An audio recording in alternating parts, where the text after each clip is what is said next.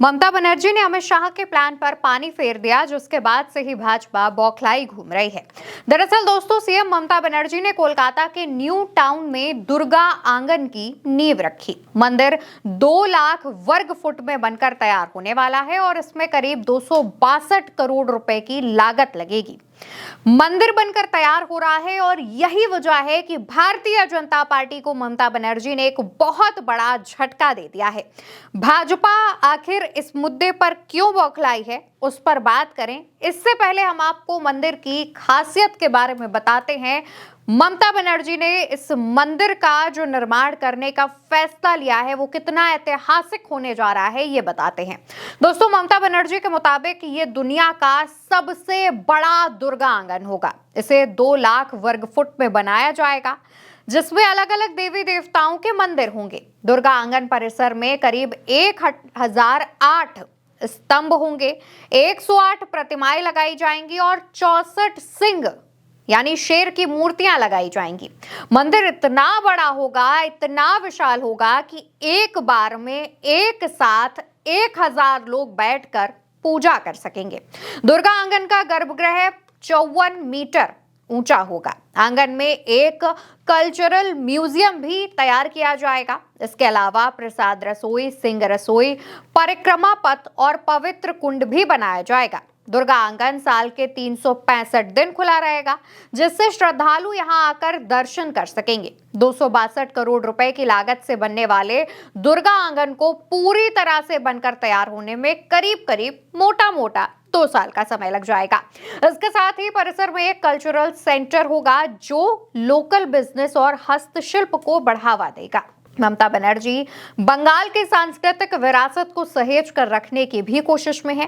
ममता बनर्जी के मुताबिक दुर्गा आंगन में हरियाली का भी ध्यान रखते हुए 300 से ज्यादा पेड़ और 1000 फूल वाले पौधे लगाए जाएंगे। मंदिर परिसर को कुछ इस तरह तैयार किया जाएगा जहां सिर्फ 20% इलाके को ही एसी की जरूरत पड़ेगी। इसके अलावा बाकी सब जगह इतनी हरियाली की जाएगी कि वहां पर हरियाली ही, पेड़ पौधे ही एसी का काम करेंगे। ममता बनर्जी ने दुर्गा आंगन की नींव रखने के बाद मंच से इस बात का जिक्र किया कि जैसे यूनेस्को ने कोलकाता की दुर्गा पूजा को अमूर्त विरासत का दर्जा दिया, वैसे ही दुर्गा आंगन बंगाल की एकता में विविधता का प्रतीक होगा। उन्होंने कहा कि यह परिसर मंदिर के साथ साथ एक सांस्कृतिक केंद्र होगा जो स्थानीय व्यापार और हस्तशिल्प को बढ़ावा देगा। मंदिर में तैयार किए जाने वाले कल्चरल म्यूजियम में भी बंगाल की पहचान संजोने की कोशिश की जाएगी। दोस्तों, ममता बनर्जी ने जैसे ही मंदिर की नींव रखी, भाजपा उन पर निशाना साधने लगी। इस पर ममता बनर्जी ने जवाब दिया। मंच से ही ममता बनर्जी ने भाजपा को भाजपा की असली जगह दिखाते हुए जवाब देते हुए कहा, आप मुझे एक भी ऐसा धर्म नहीं दिखा सकते जिसके किसी भी कार्यक्रम में मैं शामिल ना होती हूँ। जब मैं गुरुद्वारे के कार्यक्रम में जाती हूँ तो अपना सिर ढकती हूँ, तो फिर रोजे के दौरान ऐसा करने पर सवाल क्यों उठाया जाता है? आज मैं यहाँ आई हूँ इसलिए मैंने ये शॉल पहनी है, क्योंकि हिंदू महिलाएं धार्मिक आयोजनों के दौरान अपना सिर ढकती हैं।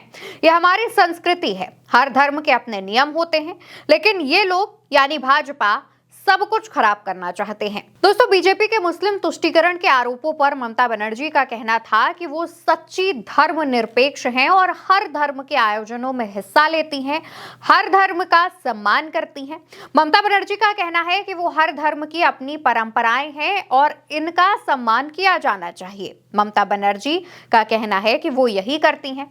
उनका कहना है कि अगर रोजे चल रहे होते हैं तो वो उस हिसाब से उनका सम्मान करती हैं। अगर नवरात्रि चल रही होती है तो उस हिसाब से वो चीजों में पार्टिसिपेट करती हैं।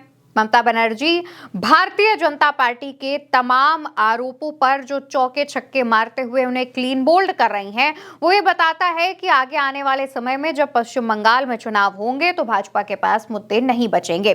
दरअसल समझने की कोशिश कीजिए, भारतीय जनता पार्टी हमेशा ही हार्ड हिंदुत्व की पॉलिटिक्स यानी राजनीति करती है।